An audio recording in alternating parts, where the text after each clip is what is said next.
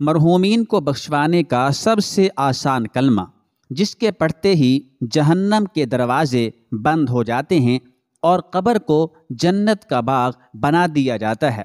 بسم اللہ الرحمن الرحیم، لا الہ الا اللہ محمد الرسول اللہ۔ حضرت شیخ الحدیث مولانا محمد زکریا صاحب رحمۃ اللہ علیہ فضائل ذکر میں تعریر فرماتے ہیں۔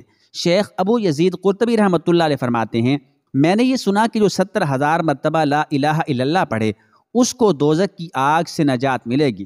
میں نے یہ سن کر ایک نصاب یعنی 70,000 کی تعداد اپنی بیوی کے لیے بھی پڑھا اور کئی نصاب خود اپنے لیے پڑھ کر ذخیرہ آخرت بنائے۔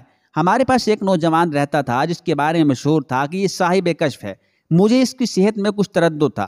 ایک مرتبہ وہ نوجوان ہمارے ساتھ کھانے میں شریک تھا کہ دفعاتاً اس نے ایک چیخ ماری اور اس کا سانس پھولنے لگا اور کہا کہ میری ماں دوزخ میں جل رہی ہے، اس کی حالت مجھے نظر آئی۔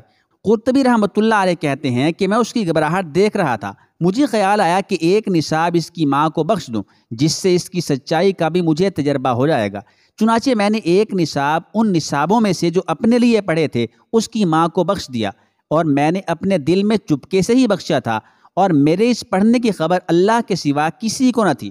مگر وہ نوجوان فوراً کہنے لگا، چچا میری ماں دوزخ کے عذاب سے ہٹا دی گئی۔ قرطبی رحمۃ اللہ علیہ کہتے ہیں کہ مجھے اس قصے سے 2 فائدے ہوئے۔ ایک تو اس برکت کا جو 70,000 کی مقدار پر میں نے سنی تھی اس کا تجربہ ہوا، اور دوسرے اس نوجوان کی سچائی کا یقین ہو گیا۔